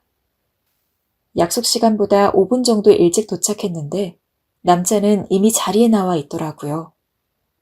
다가가서 슬쩍 인사를 하니 밝은 얼굴로 마주 인사를 하려고 고개를 든 남자의 얼굴이 일순 찌푸러졌습니다. 애써 표정을 갈무리한 뒤 인사를 해주긴 했는데 그 모습은 그동안 제 얼굴이 마음에 들지 않았던 남자들이 보인 모습이랑 똑같았어요. 저의 말을 쥐어짜내듯 본론으로 들어갔어요. 저희 같이 모텔 갔던 거 기억나세요? 남자는 제 말에 화들짝 놀라서 더듬더듬 대답했습니다. 모텔이요? 제가 그때 술을 너무 많이 마셔서 그런지 기억이 잘... 심지어 그 남잔 어떻게든 저랑 더 엮이지 않으려고 하더라고요. 또 내 얼굴 때문이구나 싶어 전 그만 자리에서 일어나 버렸어요. 상처받았지만 그것만큼은 들키고 싶지 않았습니다. 그래도 그날의 커피를 끝으로 더는 그 남자를 만날 일이 없을 거라 생각하니 다음날부턴 의연하게 굴 수 있겠더라고요. 그렇게 불쾌감을 남긴 남자와의 재회가 끝났습니다. 아니, 끝난 줄 알았습니다. 저는 제가 그 남자를 다시 찾게 될 일은 죽어도 없을 거라고 자신했죠. 그러던 어느 날이었습니다. 직원들과 다 같이 곱창 전골을 먹으러 갔는데 이상하게도 속이 좋지 않았습니다. 곱창 전골은 제가 자주 즐겨 먹던 음식이었는데 그날은 곱창 냄새만 맡아도 헛구역질이 나올 것 같았어요. 그런데 이런 이상한 현상은 계속되었습니다. 결국 전 큰 병이라도 온 줄 알고 연차까지 써가며 불안하고 초조한 마음으로 병원에 갔습니다. 그런데 병원에서 들은 소식은 제가 상상치도 못했던 소식이었습니다. 바로 제가 임신 3개월 차라는 거였어요. 전 눈앞에서 하늘이 노래진다는 게 이런 거구나 하는 걸 경험했고 정말 시간을 돌릴 수만 있다면 돌리고 싶었습니다. 허나 이미 늦어버린 일이었고 저는 어쩔 수 없이 그 남자에게 전화를 걸었어요. 여보세요? 신호음이 조금 흐른 뒤 남자가 전화를 받았고 저는 딱 한마디를 한 뒤 끊었습니다. 저 그쪽 아이 생겼어요. 그때 만났던 그 카페로 7시까지 나와요. 남자가 옷도 제대로 못 추스리고 헐레벌떡 달려들어오던 모습은 아직까지도 기억에 선명하네요. 먼저 커피 한 잔을 시켜놓고 앉아있는 제 앞에 선 남자는 똥마려운 강아지 마냥 어쩔 줄 몰라 하고 있었습니다. 그리고는 대뜸 아이라니 무슨 말 같지도 않은 소리야 라며 그런 일은 있을 수 없다고 소리를 질렀죠. 그래서 저는 당신 아이인 건 확실하니 아무리 아니라고 해도 소용없으며 저는 어떻게든 아이를 낳을 거라고 이야기했습니다. 그러자 남자는 찌질하게도 마음대로 하라고 대신 다시는 자신에게 연락하지 말라며 돌아나가려고 했죠. 아무리 하룻밤이라 해도 자신의 아이이면 책임을 질 생각을 해야지. 말 같지 않은 소리이니 연락하지 말라니. 정말 황당하고 어처구니가 없었습니다. 그래도 전 남자가 당황해서 그렇겠거니 하고 돌을 닦는 마음으로 남자를 안치고 이야기를 시작했어요. 나도 당황스럽고 힘든 건 매한가지라고. 그래도 내 안에 이미 숨쉬고 있는 생명을 쉽게 죽일 수는 없다고요. 하지만 남자의 대답은 똑같았어요. 걔 내 애 아닙니다. 연락할 생각하지 마세요. 그러자 저 역시 화가 나 그 어리석은 뒤통수에 대고 말했습니다. 본인 아이인 걸 인정하지 않으면 직장에다가 전부 소문낼 거예요. 공무원은 이런 일이 잘못 알려지면 해임이나 파면을 당할 수 있기 때문이었는지 제 말을 듣자마자 남자의 안색은 백지짝처럼 하얘졌고 서둘러 다시 자리에 앉더니 겁먹은 목소리로 정말 자기 자식이 맞냐고 재차 물어보더군요. 그리고 저는 언성을 높이며 1년 동안 그 누구와도 관계를 가져본 적 없다고 말했죠. 그랬더니 남자는 아이가 태어나면 친자검사를 꼭 할 거라는 단서와 함께 자기가 벌인 일이니 책임을 지겠다더군요. 매달 원하는 대로 양육비를 지불하는 방식으로요. 자신이 공무원이고 집에 돈이 많은 것도 아니라 많은 돈을 보태줄 순 없지만 그래도 아이는 함께 키워나가는 거니 반드시 도움을 주겠다고 말했습니다. 전 알겠다며 고개를 끄덕였어요. 다만 아이가 원할 땐 옆에 있어달란 부탁을 했죠. 살면서 아빠란 존재가 필요한 날이 올 걸 대비해서요. 남자 역시 제 제안에 당연히 그러겠다고 동의했고 저희는 서면에 계약서까지 쓴 뒤 헤어졌습니다. 그런데 이상하게 그 뒤로 자꾸 아이 아빠에게서 연락이 왔어요. 뭐 먹고 싶은 건 없냐, 배는 어느 정도 나왔냐 하는 식의 문자들이었어요. 처음엔 왜 이런 문자들까지 구태여 보내나 했지만 아이 아빠는 어느 정도 진심이었어요. 제가 사는 집에 찾아와 집 앞에 조용히 과일이나 비타민 같은 것들을 놓고 가더니 전화로 제 안부를 묻기 시작하더라고요. 그러면서 저는 그 남자와 자연스럽게 만나게 되었던 것 같아요. 그 남자는 아이가 나오는 걸 많이 기대하는 눈치였고 초음파 검사를 하러 갈 때마다 항상 같이 가주었어요. 그리고 나중엔 저희 부모님에게까지 찾아가 이런 무책임한 일을 만들어서 죄송하지만 그래도 아빠로서 할 수 있는 건 하겠다고 약속을 드리더라고요. 전 그런 모습이 솔직히 듬직하게 느껴졌습니다. 처음엔 그저 자기 아이도 받아들이지 않는 비겁한 개차반인 줄 알았는데 어찌됐든 제 옆에 있어주려고 하고 책임을 지려는 모습이 좋아 보이더라고요. 그쯤부터였어요. 저는 그 남자와 일주일에 몇 번씩 만남을 가졌고 서로 아기용품을 알아보러 다닌다거나 하면서 데이트 아닌 데이트를 하게 되었죠. 그리고 처음 저희가 첫날 밤을 보냈던 날처럼 진솔한 대화도 주고받게 되었어요. 아이 아빤 자기 형편에 아이가 생기니 무서워져서 제게 막말을 한 것 같다며 진심으로 사과했고 저와 보냈던 첫날 밤도 그날 저와 나누었던 대화도 모두 좋았다고 고백했습니다.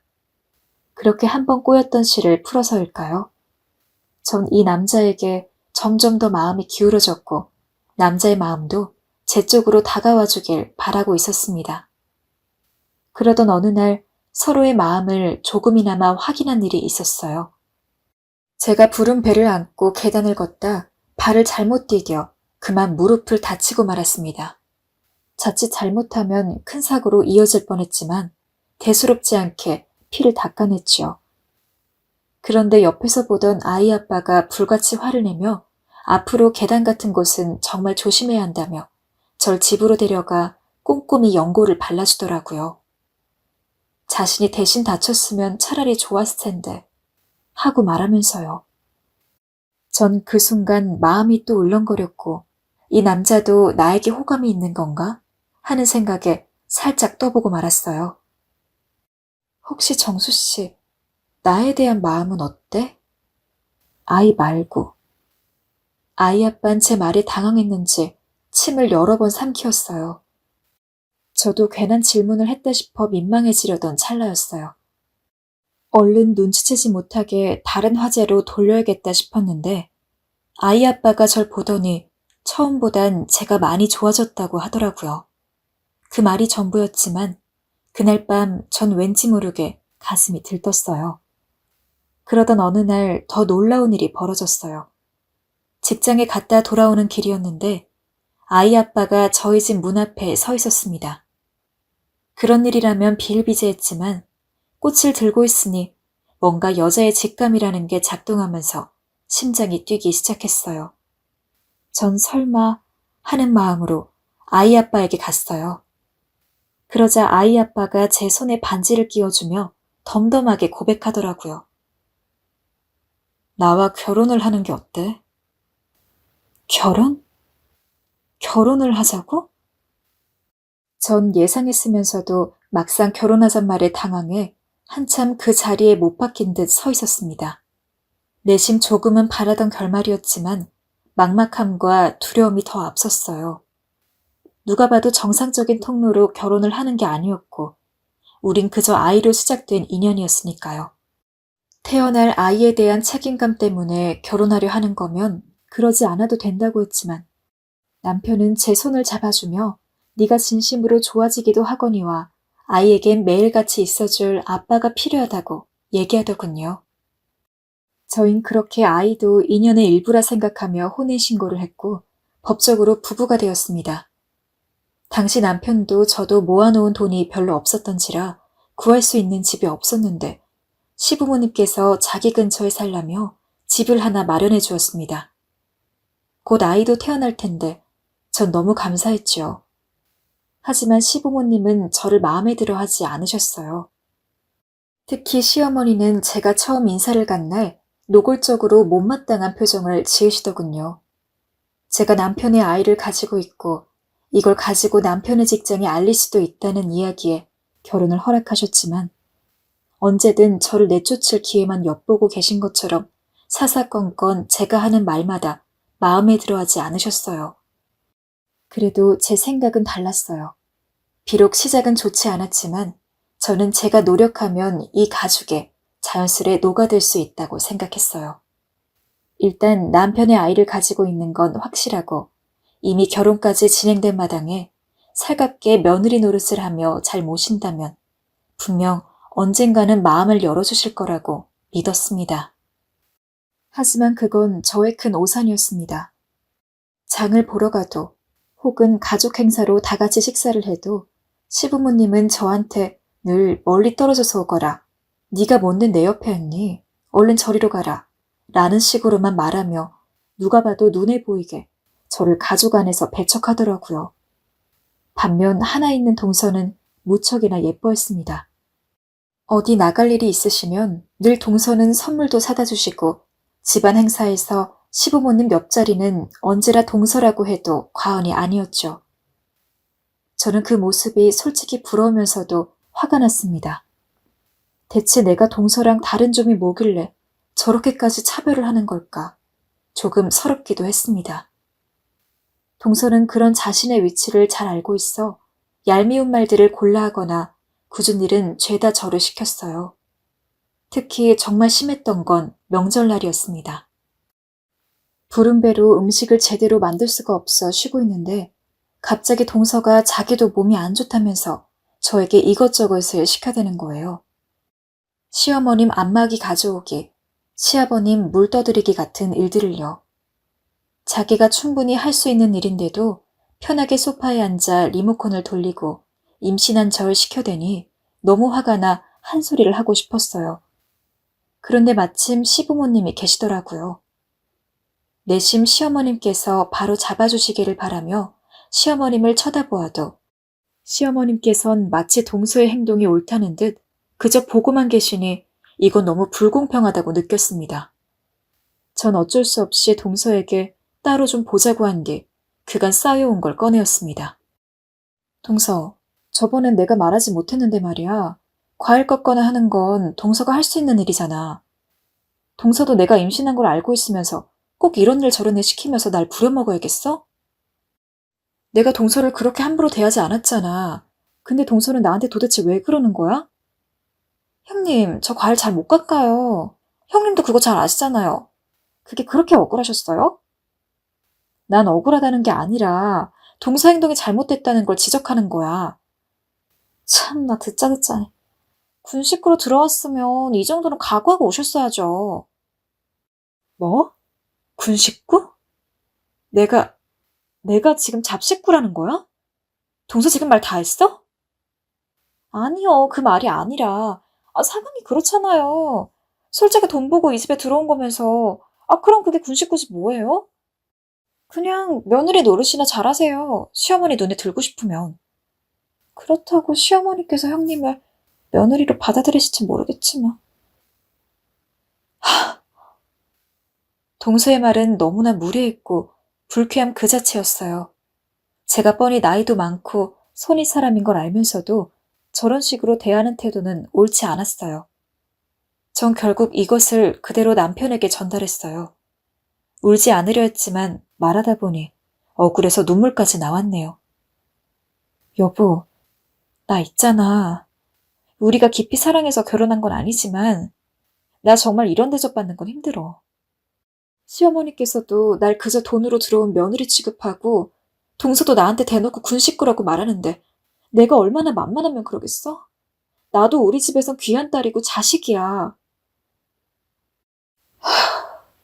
엄마도 참.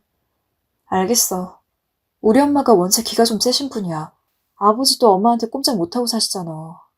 그래도 힘들었겠어. 내가 엄마한테 잘 말해볼게. 너무 스트레스 받지 마. 남편의 대답은 믿음직스러웠어요. 하지만 믿었던 남편도 힘이 없더라고요. 자기 엄마 눈치 보기 바빴거든요. 제 편을 거들어 뭔 말을 하려 다가가도 시어머니께서 뭐라 몇 마디 하면 입을 꼭 다물어 버렸죠. 남편이 얼마나 미련하고 바보같이 보이던지.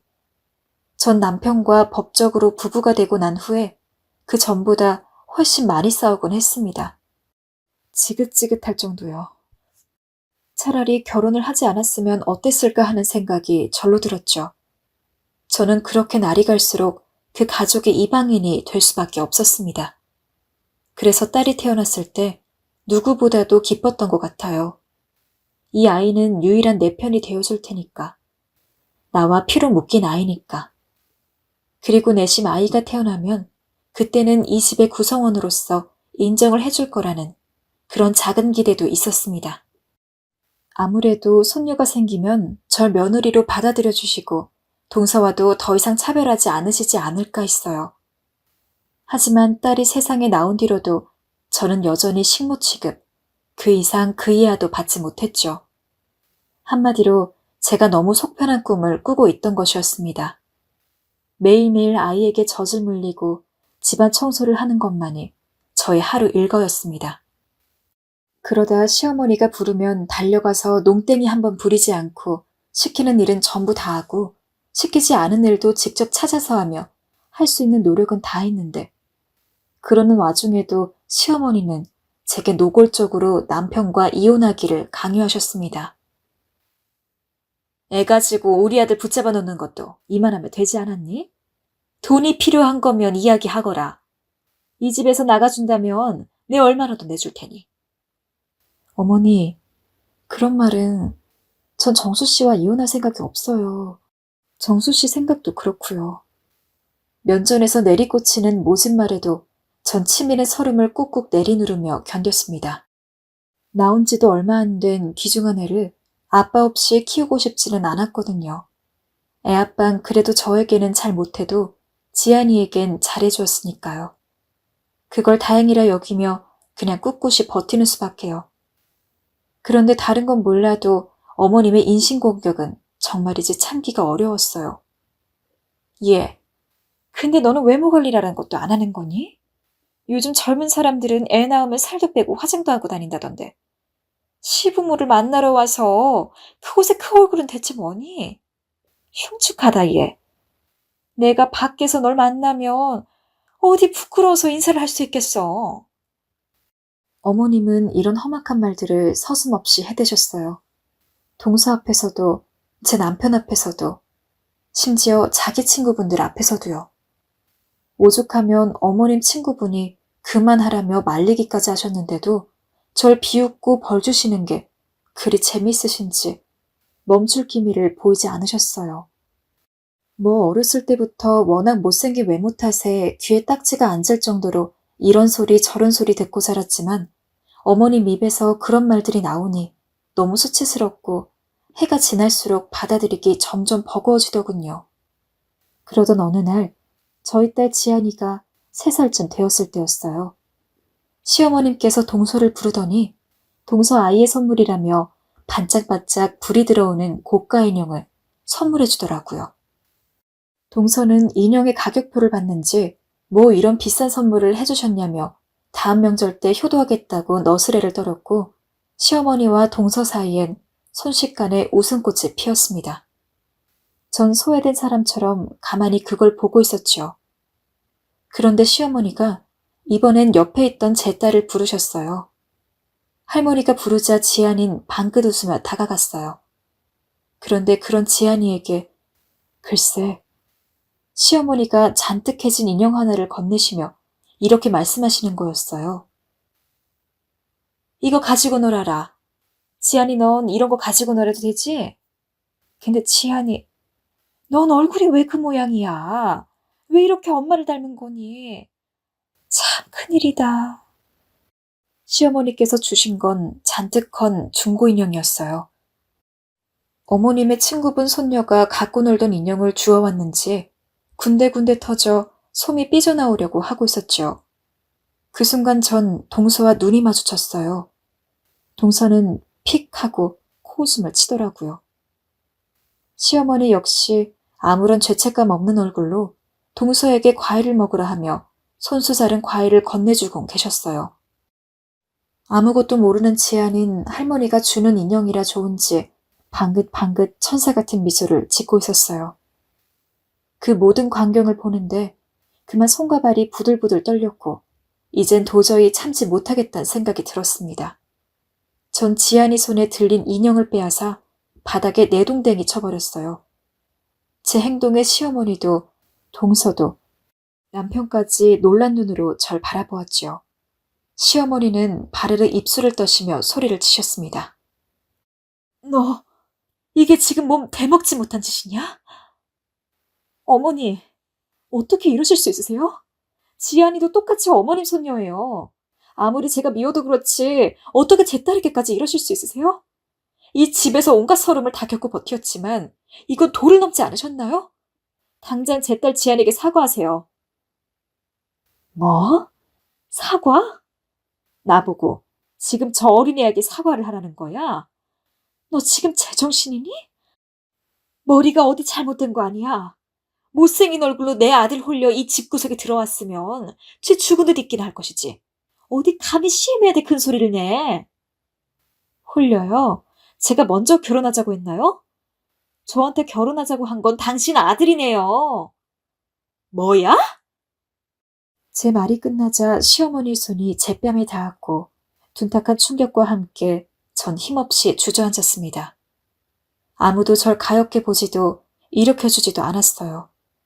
남편 역시 제 엄마 눈치를 보다 그냥 가만히 앉아 있었어요.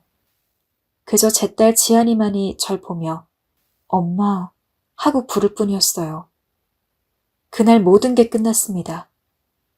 그렇게 찍소리 하나 안 하고 참아온 게 3년. 저는 결국 이혼을 택했습니다. 분명 제 이상형에 가까웠던 남편은 미움이 쌓이다 보니 이제는 그냥 배 나온 아저씨 정도로밖에 보이지 않았고 자기 엄마 눈치를 보다 제 편도 들어주지 못하는 남자라면 더 이상 함께 살 가치를 못 느끼겠더라고요. 딸에게는 너무도 미안했지만 아빠라는 빈자리는 제가 더 열심히 노력해서 채우리라 마음먹고 남편과 시부모님이 모두 있는 자리에서 이혼하고 싶다는 이야기를 꺼냈습니다. 그에게 반색하며 이제 못난 며느리 창피할 일은 없겠구나 라고 말하며 마지막까지 비수를 꽂는 시어머니의 말도 이제 더 들을 일이 없다고 생각하니 담담하게 받아넘길 수 있더군요. 그런데 이혼을 하고 받은 위자료를 확인하고 나니 왜인지 모르게 새로운 삶을 살 수 있을 거라는 자신감이 들었습니다. 그래서 그 길로 유명하다는 성형외과에 들러 수술 예약을 잡고 애를 낳고 불어난 살도 빼기 위해 다이어트 역시 돌입했습니다. 충동적이긴 했지만 새롭게 인생을 시작하고 싶은 만큼 제 외모부터 바꿔보고 싶었어요. 시어머니에게 매일 들었던 못생긴 것이라는 말도 지긋지긋했고요. 수술은 아프지 않았지만 한 몇 달간은 수술 붓기도 빼고 새로운 시술도 하고 살도 빼느라 정신이 없는 나날이 지속되었습니다. 그러면서 지안이도 돌봐야 하니 정말 몸이 10개라도 모자라다는 게 이런 말이구나 싶었죠. 붕대를 감은 채 퉁퉁 부은 얼굴에 순간 흠칫흠칫 놀라기도 했지만 그래도 최소한 남편과는 갈라섰으니 새로운 삶을 살 수 있을 거라는 희망을 가지고 하루하루 열심히 버텼습니다. 그렇게 꼬박 반년, 저는 이전의 얼굴은 눈곱만큼도 찾아볼 수 없을 정도로 완벽하게 변할 수 있었습니다. 울퉁불퉁하던 얼굴형은 갸름해졌고 납작하게 들어갔던 이마는 볼록해졌으며 작고 낮았던 눈과 코도 크고 오똑하게 돼서 거짓말 조금 보태 연예인만큼 예뻐졌다고 할 수 있었죠. 무엇보다 외모가 바뀌니 제게 돌아오는 현실이 이득이 컸어요. 사람들이 제게 하는 대우가 전과는 참 달라졌습니다. 저는 늘 못생긴 얼굴 때문에 서류 합격도 10군데 넣으면 한두 군데 간신히 붙을 정도였으며 어쩌다 서류가 통과한 서비스직은 모두 면접에서 탈락. 일할 수 있는 곳은 겨우 어느 변두리 공장이 전부였는데 스스로 아름다워지고 나니 어디를 가도 사람들은 저에게 친절했고 면접도 턱턱 붙어 무려 백화점 화장품 매장에서 일할 수 있었습니다. 저를 뽑은 매니저는 저에게 얼굴이 예뻐서 뽑은 거다 라고 말했을 정도니 제 수술이 대성공을 거두었다는 건 굳이 더 말 안 해도 확실한 사실이었죠. 이전에는 당당한 태도로 굴긴 했어도 내심 속으로는 자신감이 부족한 타입이었는데 예뻐진 얼굴 덕에 제게는 없다고 생각했던 자신감도 덩달아 상승했습니다. 그러다 보니 제가 일하는 화장품 매장을 찾는 손님들에게 훨씬 밝은 얼굴로 성심성의껏 친절하게 응대할 수 있었고 이 덕분에 무려 매출 부분에서 전국 탑을 찍을 정도의 성과를 거두게 되었습니다. 그 성과로 저는 고속 승진을 할 수 있었고 그리 긴 시간이 지나지 않아 제 개인적인 매장을 꾸릴 수 있을 만큼 많은 돈을 벌게 되었죠. 외모로만 이룬 성과는 아니었습니다. 외모로 자신감을 얻고 그 효과로 제가 무엇을 할 수 있었는지 깨달은 바가 컸어요. 사업적인 운도 한몫했고요. 돈을 잘 버니 무엇보다 우리 딸 지안이에게 해줄 수 있는 게 많아져 정말이지 행복했어요. 늘 동서의 아이보다 못한 장난감을 들고 다녔던 지안이가 내심 마음에 걸렸는데 이젠 더 이상 그런 걸로 마음이 쓰리지 않아도 되었죠. 말 그대로 이 시간은 제게 인생에 다시 오지 않을 것 같은 정말 꿈 같은 시간이었습니다. 그렇게 정신없이 일하기를 몇 년, 저는 오랜만에 매장에 휴가를 내고 딸과 시간을 보내고 있었습니다.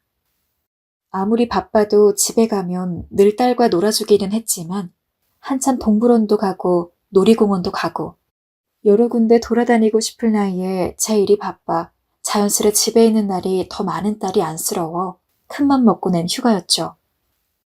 곧 유치원을 보낼 예정이었던지라 일부러 또래 아이들이 많은 키즈카페에 들러서 아이가 자연스레 애들과 어울려 놀게 만들었습니다. 깨르르 웃는 얼굴을 보니까 저까지 행복해져 한참을 아이 얼굴만 보고 있기를 몇십 분. 문득 나온 김에 아이가 평소 가지고 싶어 하던 장난감을 깜짝 선물로 사주면 좋을 것 같아서 아이에게 엄마 잠깐 나갔다 올 테니까 친구들이랑 놀고 있어 하고 말하며 인근 백화점을 향했습니다. 원래는 건물에 들어가기 전부터 사람들이 북적북적한데 평일이었던지라 사람이 한산하더라고요. 입구에 도착해서 문을 열고 장난감을 팔고 있는 4층에 가기 위해 에스컬레이터를 올라탔는데 저보다 바로 2칸 정도 위에 익숙한 뒷모습이 보였습니다.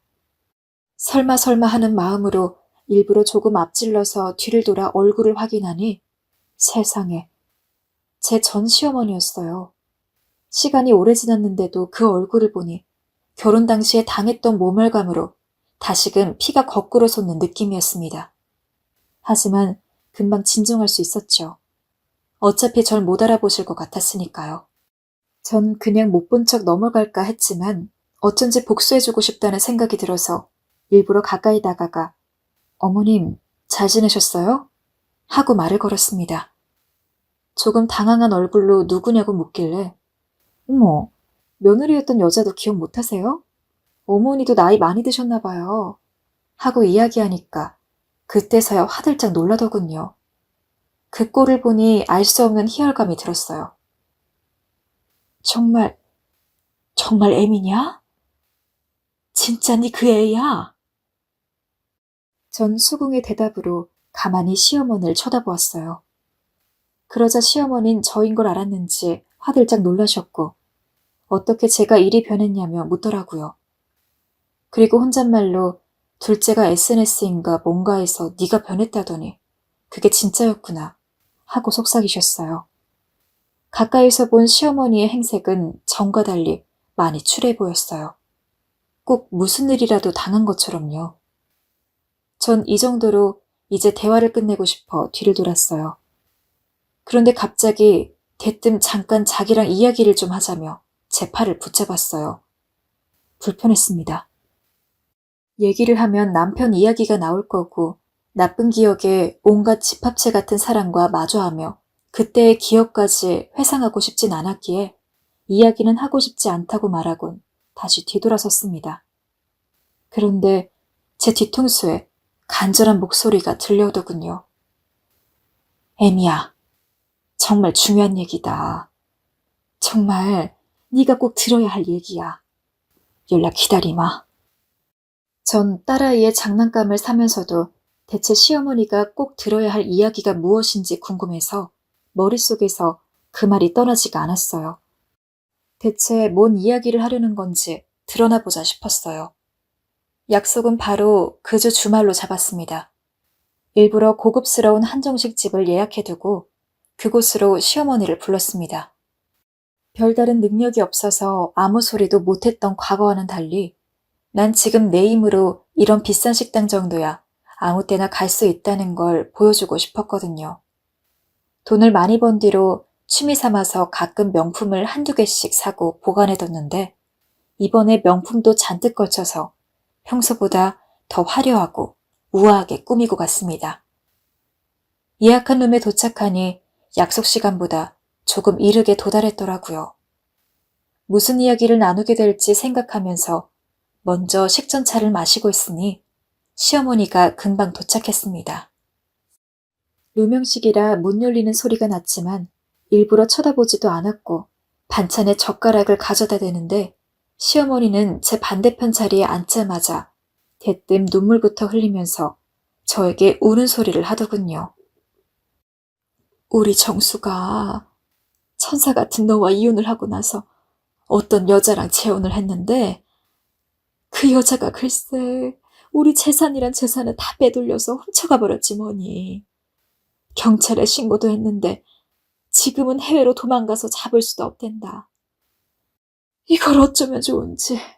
그 꽃뱀한테 속은 나도 잘못이지만 그보다 우리 불쌍한 정수. 그 충격으로 경찰 공무원도 그만두고 매일 술만 먹으며 살고 있어. 듣고 보니 남편이 절 버리더니 꽃뱀을 만나 페인처럼 산다는 이야기였습니다. 그 상황 자체가 너무 웃기고 한편으로는 어이없었습니다. 그리고 새삼 과거에 제가 이렇게 별것도 아닌 집안에 너무 웅크리고 살았다는 생각이 들었어요. 슬슬 더 시간을 보낼 가치가 없는 것 같아서 일어날 채비를 하니 시어머니는 한 번 더 절 붙잡았어요. 아가야, 그때는 내가 미안했다. 너도 내게 섭섭했던 게 맞겠지만 실미 생각엔 네가 와야 얘가 정신 차리고 마음 잡아서 일도 제대로 할 것 같아. 그러니 우리 지난 날은 다 잊고 다시 정수를 좀 만나주면 안 되겠니? 가끔 딸 보고 싶다는 이야기도 하는데 내가 마음이 너무 쓰리구나. 너도 우리 정수 많이 좋아했잖니. 기도 차지 않았습니다. 수모를 당해온 세월이 몇 년인데 그저 미안했다는 말 한마디로 모든 걸 퉁치려고 들지를 않나. 그래도 제 새끼라고 자기 아들 초췌해지는 건 안쓰러워서 그렇게 홀대했던 며느리한테 은근슬쩍 동정심 유발하려고 들지를 않나. 가관도 그런 가관이 없었습니다. 어머니, 진짜 뻔뻔하시네요. 제가 그렇게 집안에 잘하려고 노력할 때는 거들떠도 안 보시더니 이제야 제 생각이 좀 나시나 봐요? 못생겨서 꺼지라면서요. 어디 그런 상판떼기를 들고 우리 집을 들락달락거리냐고도 하셨잖아요. 어머니랑 그 사람이 있는 거 짓고서 제가 꼴도 보기 싫어할 거라는 생각은 안 해보셨어요? 얼굴에 철판 깐 게 뭘까 했더니 어머니 같은 사람을 보고 하는 말이었나 봐요. 얼마나 쏘아붙였는지 기억도 나지 않네요. 그동안 참아온 만큼 하고 싶은 말은 다 내뱉었습니다. 그간 핍박받고 산 세월이 너무 길어 받아줄 생각은 반푼어치도 없었는데 아예 이렇게 저한테 미안한 건 하나도 없고 그냥 자기 아들을 살리려는 발판으로 저를 이용하려고 드는 모습만이 투명하게 보이니까 더 거리 낄 것도 없었습니다. 보통 나이 든 노인이 행색이나 낯빛이 추레하고 그러면 자연스레 안쓰러운 감정이 들고는 하던데 전 시어머니는 이기심밖에 없어서 그런지 꼴이 아무리 별로여도 동정심은커녕 가짠다는 생각만 들더군요. 이제 진짜 더 들을 말도 없겠다 싶어서 가방을 어깨에 걸고 일어났습니다. 그리고 시어머니를 똑바로 쳐다보며 마지막으로 한마디 했어요. 이거 다 어머니 엿보니까 애먼 여자 재물 삼아서 아들 일으키려고 하지 말고 지금이라도 제대로 정신 차리세요. 뭐 그래봤자 이미 늦은 것 같지만 이후에도 계속 어머니에게 연락이 왔고 심지어는 남편에게서도 구구절절한 문자가 날아오고는 했지만 전부 차단했습니다. 인광보라는 걸 믿지는 않았는데 확실히 마음을 나쁘게 쓰면 그만큼 안 좋게 돌아오는 게 있기는 한가 봐요. 짧게 추려서 쓰려고 했는데 쓰다 보니 그때 생각이 나서 저도 모르게 감정이 격해졌는지 엄청 길어졌네요. 아무튼 예전에만 해도 이런 이야기는 나랑 전혀 관련이 없는 세상에서나 있을 법하다고 생각했는데 저도 참 박복한 팔자인가 봅니다. 그래도 지금은 딸이랑 둘이 너무너무 행복하고 편안하게 잘 살고 있어서 그냥 이 시기를 위한 액땜이라고 치면서 지내려고요. 혹시 제 사연을 들으시는 분들 중에서 시댁이 얼토당토 않는 이유로 무시하려 들고 픽박한다면 무조건 내내 하면서 수그리기보다는 그때부터라도 내 자신의 삶을 살기 위해 노력하시면 좋을 것 같아요. 저도 별 볼 일 없었지만 어떤 식으로든 노력을 하고 이 인생을 바꾸려고 시도하니 이렇게 이전과는 완벽하게 다른 모습으로 살 수 있었거든요. 또 어떤 이유로든 불필요한 희생을 하거나 애쓰며 살지 않으시길 진정으로 바랍니다. 여러분들도 한 집안의 귀중한 딸이고 자식이고 존엄한 인간이니 최소한 그걸 존중해주는 가족과 함께 살 권리 정도는 누려야 한다고 생각해요. 인간으로서 해야 될 일과 하지 말아야 될 일조차 분별하지 못하고 막말을 일삼는 사람들과는 웬만하면 인연을 맺지 않는 게 가장 좋고요. 모쪼록 제 사연이 이 사연을 듣는 누군가에게는 작은 희망처럼 자리 잡았으면 좋겠어요.